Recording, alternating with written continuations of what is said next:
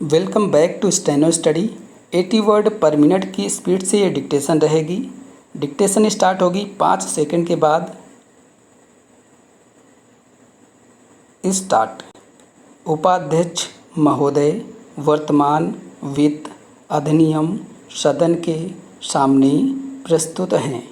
इस बिल पर मुझे बोलने के लिए आपने समय दिया, इसके लिए मैं आपका आभारी हूँ। इस बिल का एक विशेष महत्व इसलिए भी है कि यह संकट काल में पेश हुआ है। चीन ने हमारे देश पर हमला किया, देश पर संकट आया, राष्ट्र को चुनौती मिली और इस चुनौती को हम सबने स्वीकार किया, जिसके लिए पैसे की आवश्यकता हुई। इसको वित्त मंत्री ने बड़ी कुशलता से देश के अंदर और देश के बाहर से जुटाया। इस बिल का महत्व इसलिए भी है कि हमारी पंचवर्षीय योजना के मध्य में ही यह बिल आया है।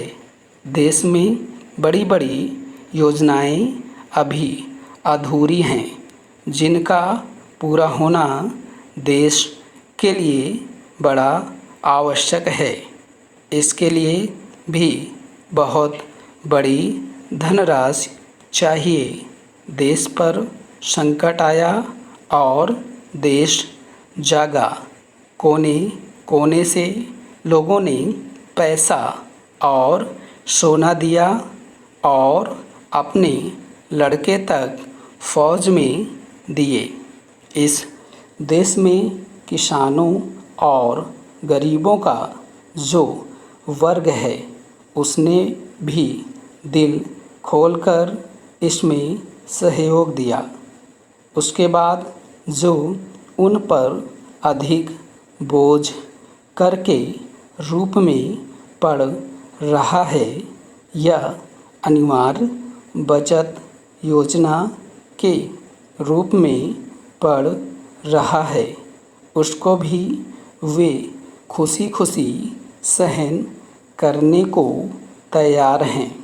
परंतु वे सरकार से भी कुछ चाहते हैं। वे चाहते हैं कि उनकी जो गाढ़ी कमाई का पैसा है, खून पसीने का जो पैसा है, वह व्यर्थ के कामों में न जाए और उसका सदुपयोग हो।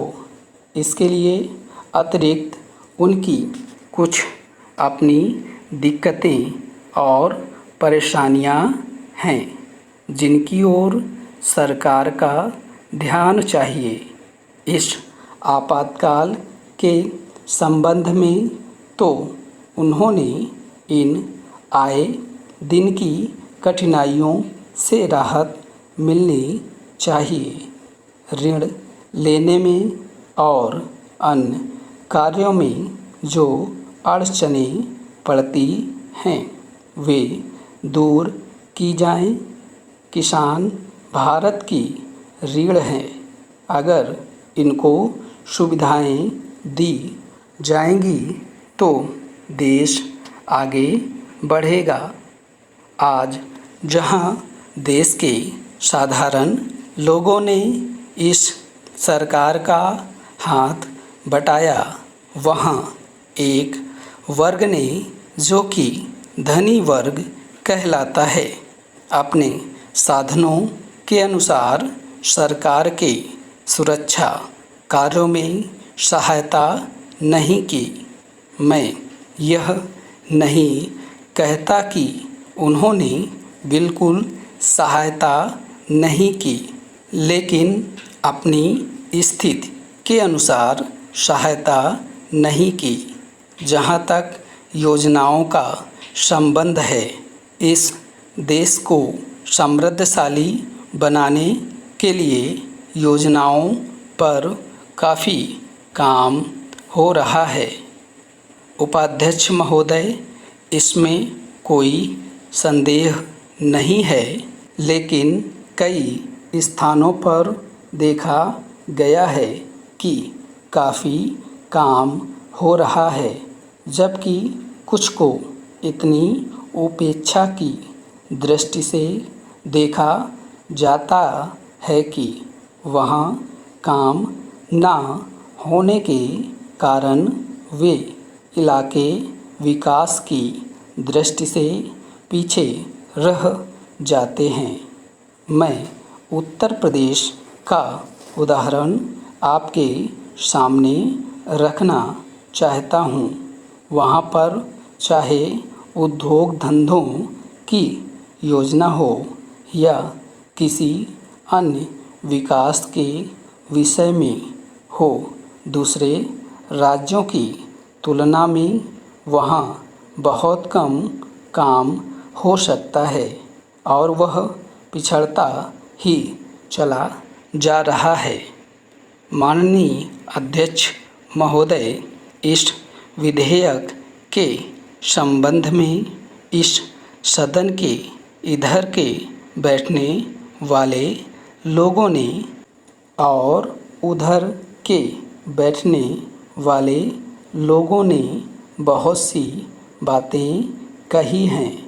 जैसा कि यह विधेयक है, इसको अभी प्रवर समिति के सामने विचार के लिए जाना है और वहाँ से विचार होने के बाद यह इस सदन के सम्मुख फिर से विचार के लिए प्रस्तुत किया जाएगा। तब माननीय सदस्यों को पूरे तरीके से यह अधिकार होगा कि जहाँ तक इसके अनुबंधों का संबंध है, उसमें परिवर्तन कर सकते हैं या उनको हटा सकते हैं। कल से जो बातें हो रही हैं वह सब नोट की गई हैं और मैंने बहुत सी बातों को सुना है।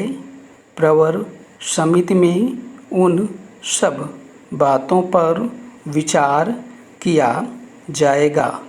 बहुत से माननीय सदस्यों ने इस तरह की बातें कही हैं, वह बहुत आवश्यक मालूम हुई हैं और जैसा कि मैंने कहा है कि उन पर विचार किया जाएगा। जहाँ तक सहकारिता का संबंध है, चाहे इधर के बैठने वाले माननीय सदस्य हों, चाहे उधर के बैठने वाले माननीय सदस्य हों, सबकी यह मांग है कि जब हम जनतंत्र में विश्वास रखते हैं और अपने यहाँ प्रजातांत्रिक प्रणाली कायम कर ली है और जबकि देश में गरीबी है और उसका गलत लाभ भी उठाया जाता है, तब सहकारिता की बहुत आवश्यकता है। इसको रोकने की आवश्यकता है। यह सभी लोगों की राय है।